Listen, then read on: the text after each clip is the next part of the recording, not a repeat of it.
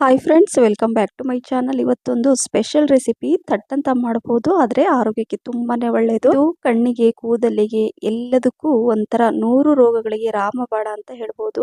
ಆದರೆ ಇದರ ಬಗ್ಗೆ ಯಾರಿಗೂ ಹೆಚ್ಚಾಗಿ ಗೊತ್ತಿಲ್ಲ. ಗೊತ್ತಿರೋರು ಇದನ್ನ ತಿಂತಾರೆ, ಬಟ್ ಗೊತ್ತಿಲ್ಲದಿರೋರು ಸೈಡಲ್ಲೇ ತಿಟ್ಬಿಡ್ತಾರೆ.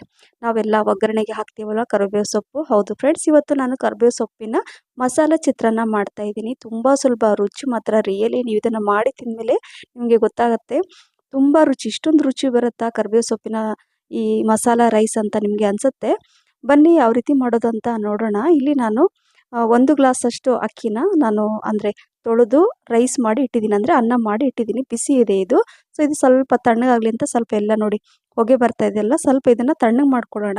ಸ್ವಲ್ಪ ಉದುರಾಗಿ ಬರುತ್ತೆ, ಯಾಕಂದರೆ ಚಿತ್ರಾನ್ನ ಮಾಡ್ತಾ ಇರೋದಲ್ವ, ಹಾಗಾಗಿ ಇದನ್ನು ಸೈಡಲ್ಲಿ ಇಟ್ಕೊಂಡ್ಬಿಟ್ಟು ಈಗ ಇಲ್ಲಿ ಒಂದು ನಾನು ಕಡಾಯಿ ಇಟ್ಕೊಂಡಿದ್ದೀನಿ. ಗ್ಯಾಸ್ ಕೂಡ ಆನ್ ಮಾಡಿ ಸಿಮ್ಮಲ್ಲಿ ಇಟ್ಟಿರ್ತೀನಿ. ಅಷ್ಟರಲ್ಲಿ ಇಲ್ಲಿ 2 ಈರುಳ್ಳಿ ಕಟ್ ಮಾಡ್ಕೊಳ್ತಾ ಇದ್ದೀನಿ. ಸಿಪ್ಪೆ ತೆಗೆದು ನೀಟಾಗಿ ತೊಳೆದು ಇಟ್ಕೊಂಡಿದ್ದೆ, ಅದನ್ನು ಕಟ್ ಮಾಡ್ತಾ ಇದ್ದೀನಿ. ಹಾಗೆ ಒಂದು ಟೊಮೆಟೊ ಹಣ್ಣು, ಸೊ ಅದನ್ನೆಲ್ಲ ಕಟ್ ಮಾಡಿ ಇಟ್ಕೊಂಡಿದ್ದೀನಿ. ಇಲ್ಲಿ ಒಂದು 5ರಿಂದ 6 ಟೀ ಸ್ಪೂನಷ್ಟು ಎಣ್ಣೆ ಹಾಕ್ಕೊಂಡಿದ್ದೀನಿ. ಎಣ್ಣೆ ಬಿಸಿ ಆದಮೇಲೆ ಸಾಸಿವೆ, ಜೀರಿಗೆ ಕೂಡ ಹಾಕ್ಕೊಂಡಿದ್ದೀನಿ. ಹಾಗೆ ಒಗ್ಗರಣೆಗೆ ಸ್ವಲ್ಪ ಕರಿಬೇವು ಸೊಪ್ಪು ಕೂಡ ಹಾಕ್ಕೊಳ್ತಾ ಇದ್ದೀನಿ.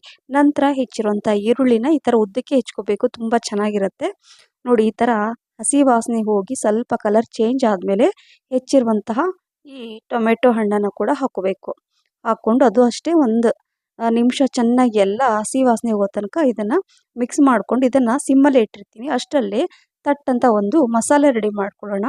ಹೇಳಿದ್ನಲ್ವ ಕರಿಬೇವು ಸೊಪ್ಪಿನ ಮಸಾಲೆ ಚಿತ್ರಾನ್ನ. ನೋಡಿ ಎಷ್ಟೆಲ್ಲ ಕರಿಬೇವು ಸೊಪ್ಪಿದೆ. ಹಾಗೆ ನಾನು ಸೈಡಲ್ಲಿ ಅದನ್ನು ಕೂಡ ಚೆಕ್ ಮಾಡ್ತಾ ಇರ್ತೀನಿ. ಅದನ್ನು ಮಿಕ್ಸ್ ಮಾಡ್ತಾ ಕರಿಬೇವು ಸೊಪ್ಪು ನೀಟಾಗಿ ತೊಳೆದು ನಾನು ಇಟ್ಕೊಂಡಿದ್ದೆ. ತಂದ ತಕ್ಷಣ ಹಾಗೆ ಯಾರು ಯೂಸ್ ಮಾಡಬಾರ್ದು. ಸ್ವಲ್ಪ ನೀಟಾಗಿ ತೊಳೆದ್ಬಿಟ್ಟು ಅದನ್ನು ಸ್ವಲ್ಪ ನೀರಿನ ಅಂಶ ಎಲ್ಲ ತೆಗೆದು ನಾನು ಇಟ್ಟಿದ್ದೆ. ಕೆಲವೊಂದು ಸಲ ಒಣಗಿಸ್ಬಿಟ್ಟು ಕೂಡ ನಾನು ಇಟ್ಕೊಳ್ತೀನಿ. ಹಾಗಾಗಿ ಸ್ವಲ್ಪ ಜಾಸ್ತಿ ಕ್ವಾಂಟಿಟಿಲಿದ್ದರೆ ಮೊದಲು ಈ ಥರ ಕರಿಬೇವು ಸೊಪ್ಪಿಂದ ಯಾವುದಾದ್ರೂ ಒಂದು ರೆಸಿಪಿ ಮಾಡ್ತಾ ಇರ್ತೀನಿ. ಇವತ್ತು ಈ ರೆಸಿಪಿನ ನಿಮಗೆ ತೋರಿಸ್ತಾ ಇದ್ದೀನಿ. ಯಾಕೆ ಅಂದರೆ ಕರಿಬೇವು ಸೊಪ್ಪಿನ ಬಗ್ಗೆ ಹೇಳಿದರೆ ತುಂಬಾ ಟೈಮ್ ಬೇಕಾಗುತ್ತೆ. ಇದ್ರ ಬಗ್ಗೆ ಹೇಳಿದರೆ 100 ರೋಗಗಳಿಗೆ ಇದೊಂಥರ ರಾಮಬಾಣ. ಚರ್ಮಕ್ಕೆ, ಕಣ್ಣಿಗೆ, ಕೂದಲಿಗೆ, ಶುಗರ್ಗಂತೂ ಇದು ರಾಮಬಾಣ ಅಂತ ಹೇಳ್ಬೋದು.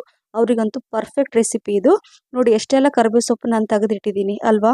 ಇಷ್ಟೇ ಕ್ವಾಂಟಿಟಿ ಅಂತಲ್ಲ, ಜಾಸ್ತಿ ಪ್ರಮಾಣದಲ್ಲಿ ಕರಿಬೇವು ಸೊಪ್ಪು ತನ್ನಿ ಈ ರೀತಿಯಾಗಿ ನೀವು ಕೆಲವೊಂದು ಸಲ ರೆಸಿಪಿನ ಮಾಡಿ ನೀವು ತಿನ್ನಿ. ಈಗ ಇಲ್ಲಿ ಒಂದು 5ರಿಂದ 6 ಹಸಿಮೆಣಸಿನ್ಕಾಯಿ ಅದರಲ್ಲಿ ಹಾಕ್ಕೊಂಡೆ.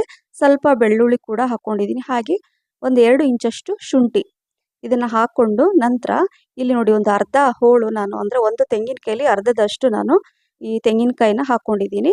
ಹಾಕ್ಕೊಂಡು ಸ್ವಲ್ಪ ಉಪ್ಪು ಕೂಡ ಹಾಕ್ಕೊಂಡಿದ್ದೀನಿ. ಇದನ್ನು ಮೊದಲು ಹಾಗೆ ಪೌಡ್ರ್ ಮಾಡ್ಕೋಬೇಕು. ಇದರಲ್ಲಿ ನೀರು ಕೂಡ ಸ್ವಲ್ಪ ಕೂಡ ಹಾಕೋಬಾರ್ದು. ತೋರಿಸ್ತೀನಿ ನೋಡಿ, ಈ ರೀತಿಯಾಗಿ ಬರಬೇಕು. ಪರ್ಫೆಕ್ಟ್ ಬಂದಿದೆ. ಕಲರ್ ಕೂಡ ಎಷ್ಟು ಚೆನ್ನಾಗಿ ಬಂದಿದೆ ನೋಡಿ. ಈ ಮಸಾಲೆ ಇಷ್ಟು ಮಾಡ್ಕೊಂಡ್ರೆ ಸಾಕು. ಈ ಮಸಾಲ ಚಿತ್ರಾನ್ನ ಅಂದರೆ ಈ ಕರಿಬೇವು ಸೊಪ್ಪಿನ ಮಸಾಲ ಚಿತ್ರಾನ್ನ ರಿಯಲಿ ತುಂಬ ಚೆನ್ನಾಗಿರುತ್ತೆ. ಸೊ ಅದು ಕೂಡ ನಾನು ಸಿಮ್ಮಲ್ಲಿ ಇಟ್ಟಿದ್ನಲ್ಲ, ಅದನ್ನು ಮಿಕ್ಸ್ ಮಾಡ್ಕೊಳ್ತಾ ಈ ರುಬ್ಬಿರುವಂತಹ ಮಸಾಲೆನ ಇದರಲ್ಲಿ ಹಾಕ್ಕೊಳ್ತಾ ಇದ್ದೀನಿ. ನೋಡಿ ಇಷ್ಟು ಚೆನ್ನಾಗಿ ಬಂದಿದೆ ಅಂದರೆ ಇದೇ ರೀತಿಯಾಗಿ ರುಬ್ಕೊಳ್ಳಿ. ತುಂಬ ಫೈನಾಗಿ ನೀರೆಲ್ಲ ಹಾಕ್ಕೊಂಡು ರುಬ್ಕೊಂಡ್ರೆ ಅಷ್ಟೊಂದು ರುಚಿಯಾಗಿರಲ್ಲ. ಸೊ ಹಾಗಾಗಿ ಇದನ್ನು ಇದೇ ರೀತಿಯಾಗಿ ಮಾಡ್ಕೋಬೇಕು. ಸೊ ಎಲ್ಲ ಇದರಲ್ಲಿ ಹಾಕ್ಕೊಂಡು ಈಗ ಇದು ಚೆನ್ನಾಗಿ ಒಂದು ಹೈ ಫ್ಲೇಮಲ್ಲೇ 1 ನಿಮಿಷ ಚೆನ್ನಾಗಿ ಹುರ್ಕೋಬೇಕು. ಸ್ವಲ್ಪ ಎಲ್ಲ ಹಸಿ ವಾಸನೆ ಹೋಗೋ ತನಕ ಚೆನ್ನಾಗಿ ಹುರ್ಕೊಂಡ್ರೆ ಸಾಕು. ನೋಡಿ ನಾನು ಮತ್ತೆ ಎಣ್ಣೆ ಕೂಡ ಜಾಸ್ತಿ ಹಾಕ್ಕೊಂಡಿಲ್ಲ, ತುಂಬ ಕಡಿಮೆ ಎಣ್ಣೆ ಕೂಡ ಯೂಸ್ ಮಾಡಿ ಮಾಡ್ತಾ ಇದ್ದೀನಿ. ಇಲ್ಲಿ ಸ್ವಲ್ಪ ಧನಿಯಾ ಪುಡಿ, ಒಂದು ಅರ್ಧ ಟೀ ಸ್ಪೂನಷ್ಟು ಜೀರಿಗೆ ಪುಡಿ ಹಾಕ್ಕೊಂಡಿದ್ದೀನಿ. ಅಂದರೆ 1 ಟೀ ಸ್ಪೂನಷ್ಟು ಧನಿಯಾ ಪುಡಿ ಹಾಕ್ಕೊಂಡ್ರೆ ಅರ್ಧ ಟೀ ಸ್ಪೂನಷ್ಟು ಜೀರಿಗೆ ಪುಡಿ. ನಾನು ಜೀರಿಗೆ ಮತ್ತು ಧನಿಯಾ ಹುರಿದು ಪೌಡ್ರ್ ಮಾಡಿ ಮನೆಯಲ್ಲೇ ಇಟ್ಕೊಂಡಿದ್ದೆ. ಸೊ ಯಾವುದು ನಾನು ಹೊರಗಡೆ ಪ್ಯಾಕೆಟ್ ಮಸಾಲೆ ಯೂಸ್ ಮಾಡ್ತಾ ಇಲ್ಲ. ಸೊ ಈಗ ಮಾಡಿಟ್ಟಿರುವಂಥ ಅನ್ನ ಇತ್ತಲ್ವ, ಸೊ ಅದು ಕೂಡ ಸ್ವಲ್ಪ ತಣ್ಣಗಾಗಿತ್ತು. ಅದು ನೋಡಿ ಈ ಥರ ಉದುರಾಗಿ ಬರುತ್ತೆ ಈ ರೀತಿಯಾಗಿ ಮಾಡಿಕೊಂಡ್ರೆ. ಸೊ ಅದನ್ನು ಹಾಕ್ಕೊಂಡು ಇದನ್ನು ಮಿಕ್ಸ್ ಮಾಡ್ಕೋಬೇಕು ಚೆನ್ನಾಗಿ. ಈ ಮಸಾಲೆಯಲ್ಲಿ ಅನ್ನ ಹಾಕ್ಕೊಂಡು ಮಿಕ್ಸ್ ಮಾಡಿಕೊಂಡ್ರೆ ನೋಡಿ ಎಷ್ಟು ಚೆನ್ನಾಗಿ ಕಾಣಿಸ್ತಾ ಇದೆ. ಅನ್ನ ಸೈಡಲ್ಲಿ ನೀವು ಇಟ್ಬಿಟ್ಟು ಅನ್ನ ಆಗೋದ್ರೊಳಗೆ ನೀವು ಇದನ್ನು ಕೂಡ ಮಾಡ್ಬೋದು, ತಟ್ಟಂತ ಆಗುತ್ತೆ. ಸೊ ಹಾಗಾಗಿ ತುಂಬ ಟೆನ್ಷನ್ ಇಲ್ಲದೆ ಕಡಿಮೆ ಮಸಾಲೆನ ಯೂಸ್ ಮಾಡಿ ಆರೋಗ್ಯಕರವಾದ ಈ ರೆಸಿಪಿನ ಅವಾಗವಾಗ ಮಾಡಿ ತಿನ್ನಿ. ಸೊ ಎಲ್ಲ ಮಿಕ್ಸ್ ಮಾಡಿದ ನಂತರ ಗ್ಯಾಸ್ ಫ್ಲೇಮನ್ನು ಕೂಡ ಆಫ್ ಮಾಡಿದ್ದೀನಿ. ನೋಡಿ ಎಷ್ಟು ಚೆನ್ನಾಗಿ ಈ ಥರ ಮಾಡಿದರೆ ಮನೆಯಲ್ಲೆಲ್ಲ ಒಂಥರ ಘಮ ಘಮ ಪರಿಮಳ ಅಂತ ಹೇಳ್ಬೋದು. ಅಷ್ಟೊಂದು ಪರಿಮಳ ಬರ್ತಾ ಇರುತ್ತೆ ಈ ರೈಸು. ಖಂಡಿತ ಫ್ರೆಂಡ್ಸ್ ನೀವು ಒಮ್ಮೆ ಟ್ರೈ ಮಾಡಿ ನೋಡಿ. ಇದು ಬ್ರೇಕ್ಫಾಸ್ಟಿಗೂ ನಾನು ಕೊಟ್ಟೆ, ಹಾಗೆ ಲಂಚ್ ಬಾಕ್ಸಿಗೆ ಕೂಡ ನಾನು ಇದೇ ರೀತಿ ಕೆಲವೊಂದು ಸಲ ಮಾಡ್ತಾ ಇರ್ತೀನಿ. ಕರಿಬೇವು ಸೊಪ್ಪು ಹೆಚ್ಚಾಗಿ ನಾನು ಜಾಸ್ತಿ ತಂದಾಗ ರೈಸ್ ಐಟಮನ್ನು ಮಾಡೇ ಮಾಡ್ತೀನಿ. ನೀವು ಕೂಡ ಟ್ರೈ ಮಾಡಿ. ಈ ರೆಸಿಪಿ ನಿಮಗೆ ಇಷ್ಟ ಆಗಿದರೆ ಲೈಕ್, ಶೇರ್, ಕಮೆಂಟ್ಸ್ ಮತ್ತು ಸಬ್ಸ್ಕ್ರೈಬ್ ಮಾಡಿ. ನಿಮ್ಮ ಫ್ರೆಂಡ್ಸ್ ಮತ್ತು ಫ್ಯಾಮಿಲಿ ಕೂಡ ಶೇರ್ ಮಾಡಿ. ನನ್ನ ಫೇಸ್ಬುಕ್ ಪೇಜ್ ಕೂಡ ಫಾಲೋ ಮಾಡೋದನ್ನು ಮರಿಬೇಡಿ. ಮತ್ತೆ ಸಿಗ್ತೀನಿ. Thank you for watching. Bye.